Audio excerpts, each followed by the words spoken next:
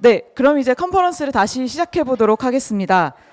이번 순서는 두 번째 연사 발표 시간으로 싱잉비틀 대표 조미셸 님께서 준비해 주고 계십니다.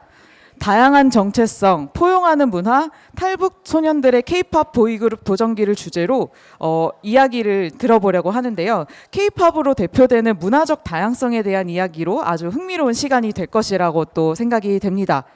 그럼 먼저 시작과 함께 짧은 영상을 먼저 시청하시겠습니다.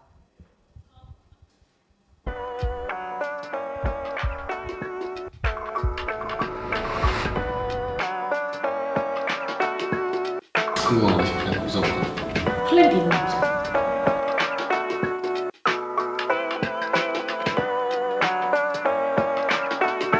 우리가 뭘 잘못했는지 알고 있어?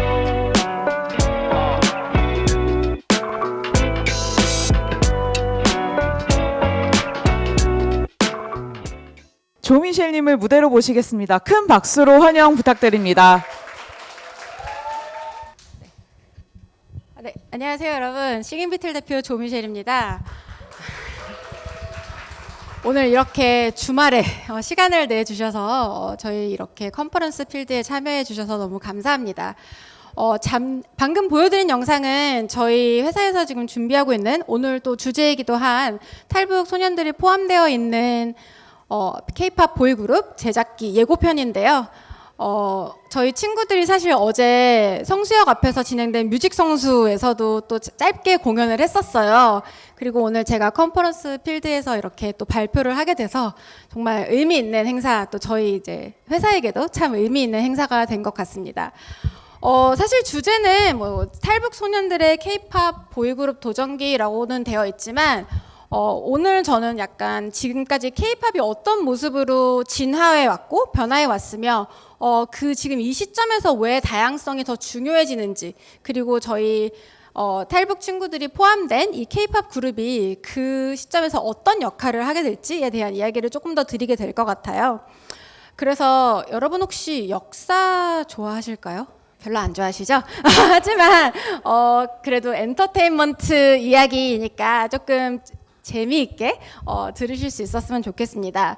제가 역사를 왜 좋아하시는지 여쭤봤냐면 결국 K-팝이 지금 모습까지 어떻게 바뀌어왔는가에 대해서 보려면 지금까지 한국 음악 시장이 어떻게 변화해 왔는지에 대해 여러분과 좀 이야기를 나눠보면 좋겠다고 생각을 해서예요. 잘 아시겠지만 한국에서 음악이라는 것은 우리가 즐기고 뭐 감정을 공유하고 이런 것들보다 조금 더 큰 역할을 해왔다고 할 수 있는데요. 특히 저희가 뭐 민주화 시대 이런 것들을 좀 거쳐오면서 그 사람들의 뭐라 그러죠? 이 이제 프리덤 오브 스피치가 개런티가 되지 않았던 시절.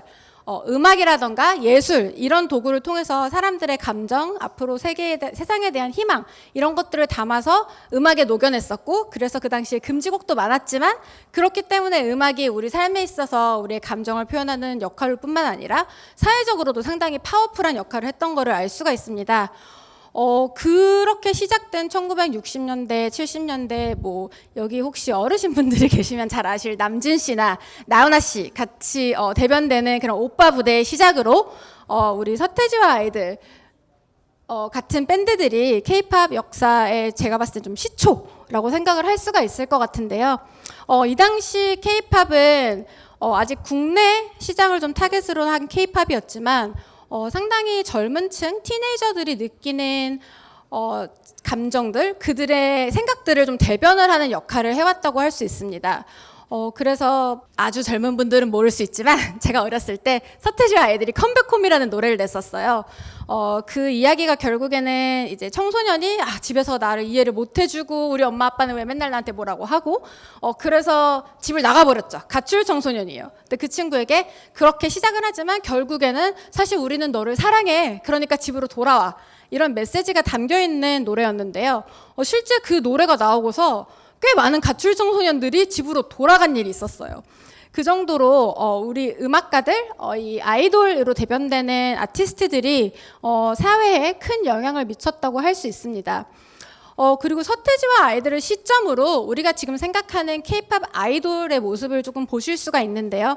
음반을 뭐 이제 내면서 컴백하는 것들, 그리고 그 전에 뭐 그 사이에 쉬는 기간들, 공백기 이런 것들도 이때 시작이 되었지만 그것보다 더 중요한 것은 이 시점부터 서태지와 아이들이 이전에 있었던 다양한 곳의 장르의 음악을 섞어서 음악을 만들기 시작을 했다는 것입니다.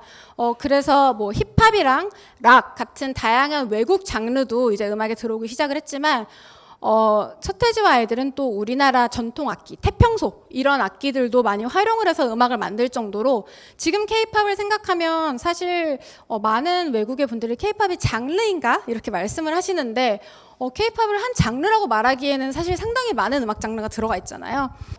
그런 것을 생각을 했을 때는 K-팝의 시초, 언제적부터 이런 다양한 시도들이, 다양한 음악 장르들이 섞이는 것이 시작이 됐을까 했을 때는 서태지와 아이들이 그거를 시작을 했다고 볼 수가 있습니다. 그리고서는 또 우리 지금 90년대 레트로 바이브가 다시 불고 있는데 90년대 아이돌들이 나타났죠.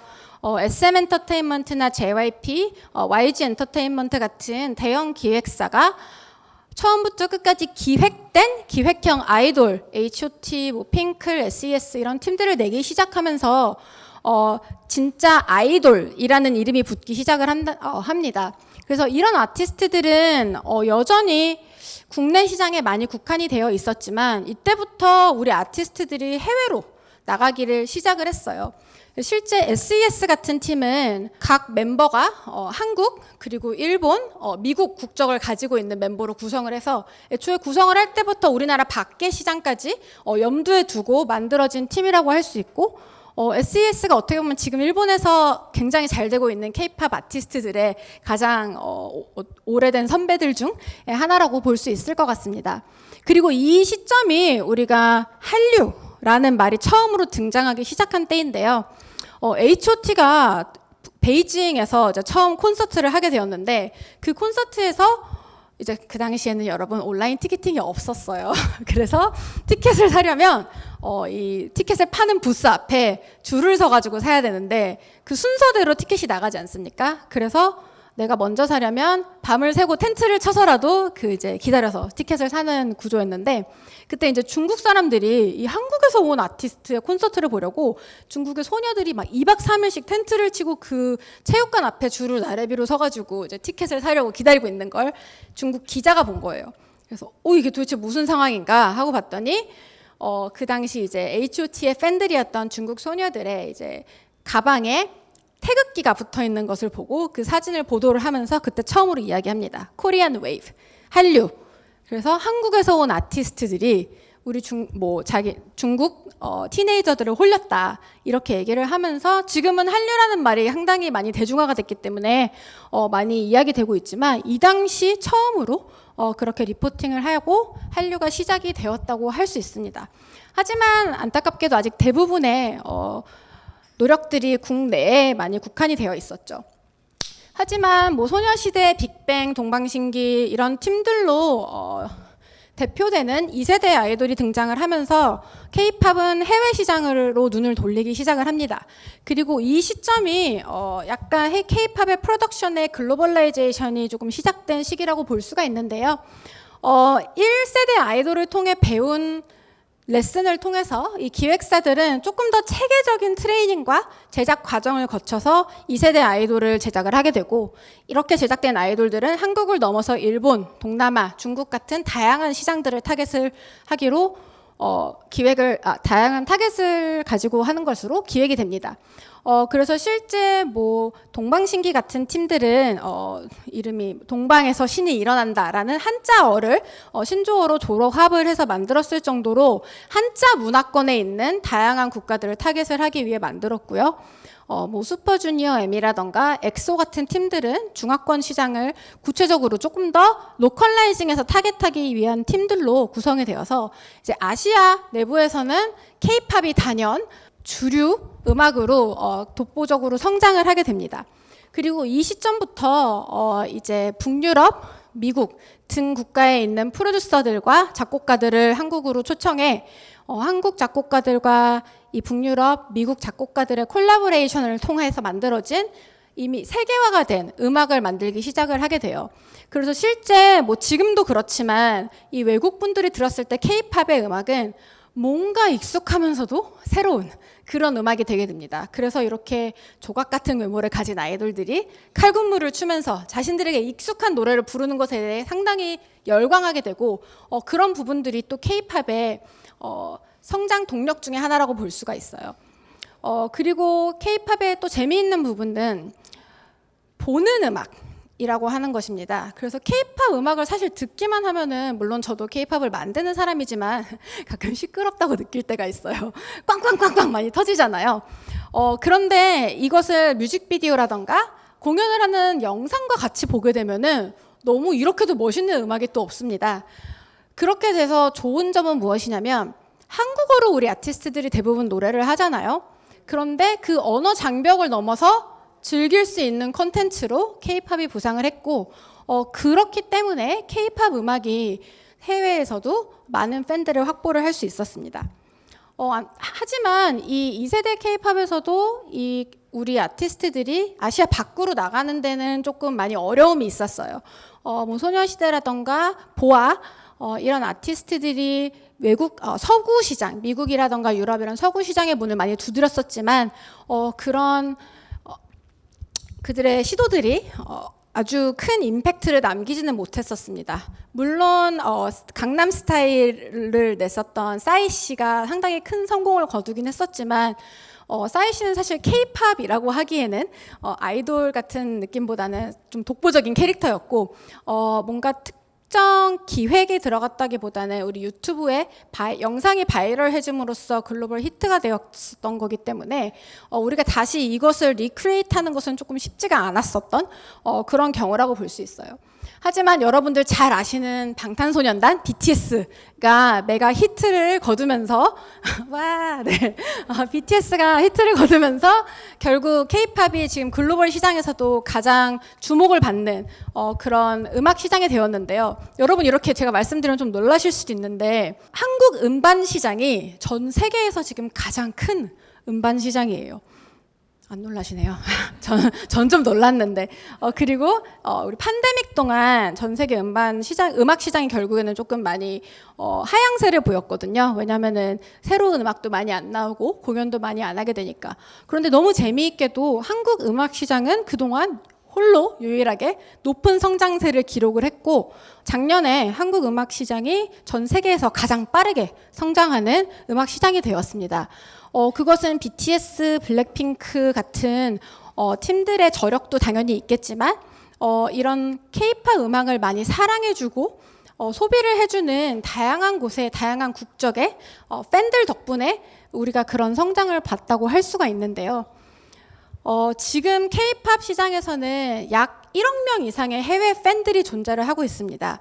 제가 처음에 말씀드렸던 나훈아 씨, 남준 씨, 이때 오빠 부대 시절을 생각을 해보면 당연히 그분들도 엄청난 인기를 누렸지만 우리가 지금 BTS나 블랙핑크 같은 팀들이 누리는 인기의 사이즈에 비하면 국내에서만 이뤄졌기 때문에 그 사이즈가 많이 좀 작았었다고 생각을 할 수가 있는데요. 우리가 지금 이렇게 해외 팬들이 많아지고 국내에서 해외로 성장을 해서 글로벌한 음악이 장르가 되었는 이 와중에 K-팝은 상당히 중요한 기로에 서 있다고 할 수 있습니다. 제가 굉장히 많이 듣는 질문 중에 하나가 K-팝은 이미 피크를 쳤는가? 예요. BTS나 블랙핑크로 대표되는 팀들이 상당히 지금 BTS는 비틀즈나 이런 팀에도 비견될 정도로 세계에서 상당히 높은 인기와 영향력을 가지고 있다고 얘기가 되는데 그러면 그것이 K-팝의 정점이었을까에 대한 이야기가 논의가 되고 있습니다.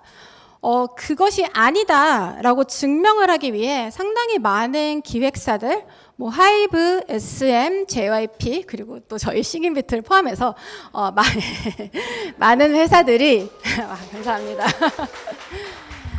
많은 회사들이 K-팝이 어떻게 보면 태생적으로 지니고 있었던 한국이라는 지역적 그리고 이 문화적 한계를 어떻게 하면 극복을 할 수 있을까에 대한 고민을 많이 하고 있습니다.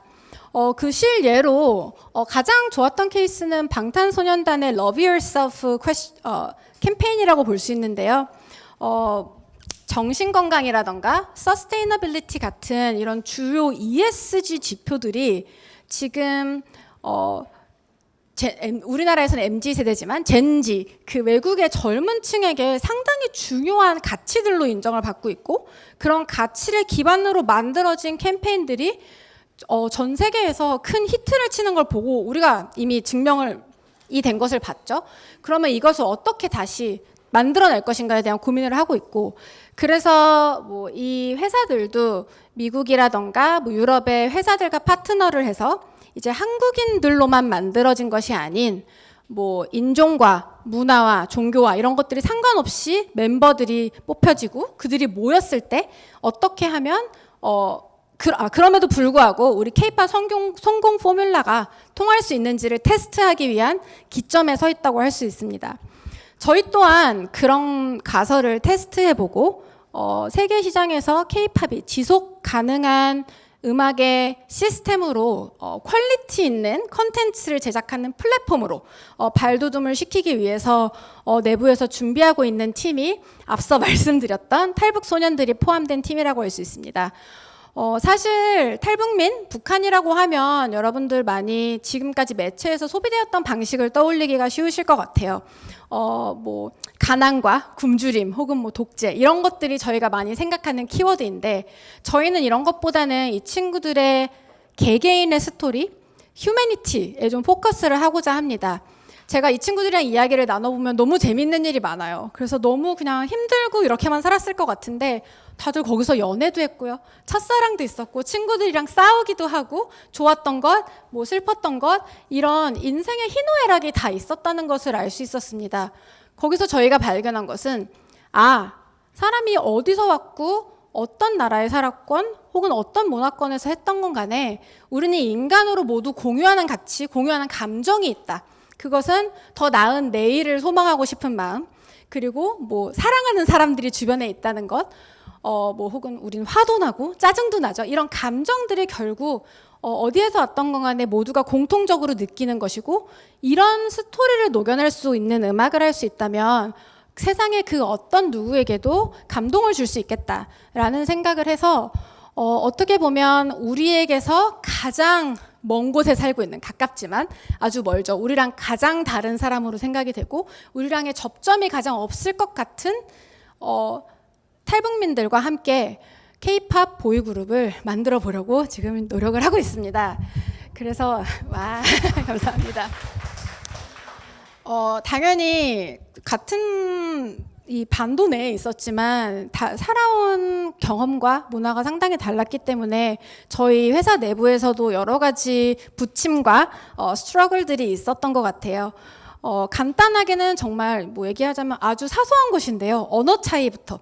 저희는 지금 저도 그렇게 얘기를 하고 있지만 제가 저를 이야기할 때 저라는 말로 하지 않습니까? 여러분들에게 존댓말을 쓰려고.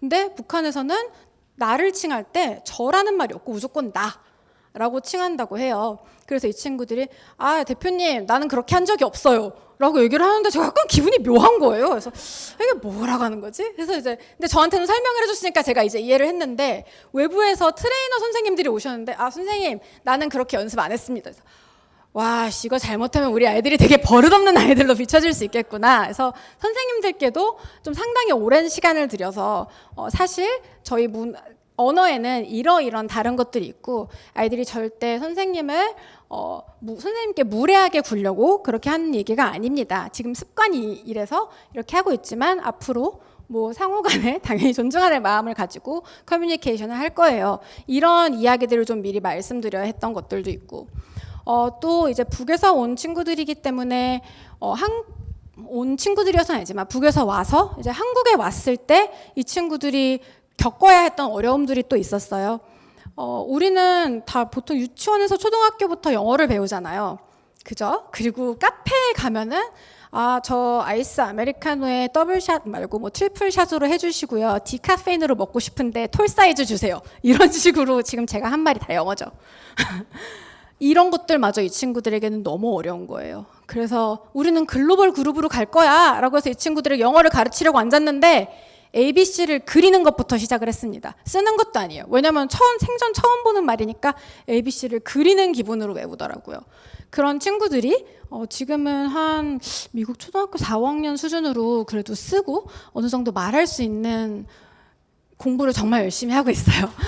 그래서 그런 과정들을 거쳐서 저희가 이제 K-팝 밴드를 준비를 하고 있는데, 저희는 이 K-팝이 지속 가능한 시스템으로 성장을 하려면 극복해야 되는 것이 두 가지라고 생각을 합니다. 첫 번째는 다양성과 진정성이 포함된 아티스트를 만들어내는 것이에요.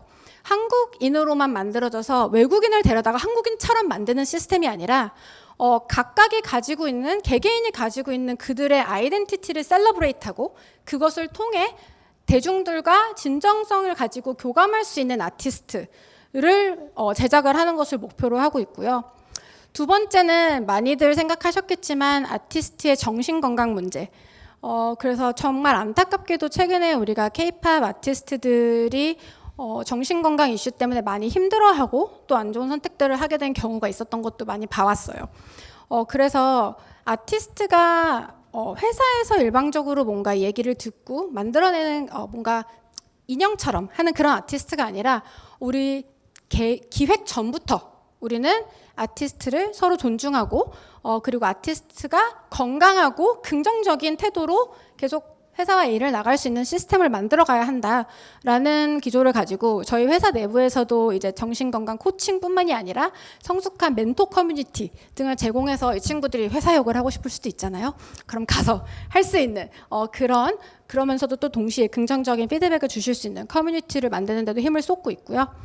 실제 이런 저희의 노력을 기반으로 해서 다른 이제 뭐 SM 엔터테인먼트라던가 JYP 이런 좀 큰 회사들에서도 이런 프로그램에 좀 관심을 가지고 앞으로 그분들의 아티스트들도 다양성 이런 것들에 대한 이제 세계 시민 교육이라고 저희는 이야기를 하는데 다양한 문화, 다양한 종교 이런 특히 팬들이 이런 다양한 문화 종교를 가지고 있기 때문에 이제 더 이상 우리만 생각하고 컨텐츠를 만들면은 소비자들이 안 사줄 수밖에 없다라는 위기감을 K-팝 회사들도 느끼고 있어서 그런 교육에 대한 필요성을 느끼고 하고자 많이 노력들을 하고 있고요. 그리고 아티스트 정신 건강에 대해서도 뭐 이제 최근에 SM은 아티스트 케어 센터라는 것을 만들기로 발표를 했는데 그런 중요 ESG 지표에 대해서도 이제 이 회사들이 열심히 노력을 하려고 하고 있습니다.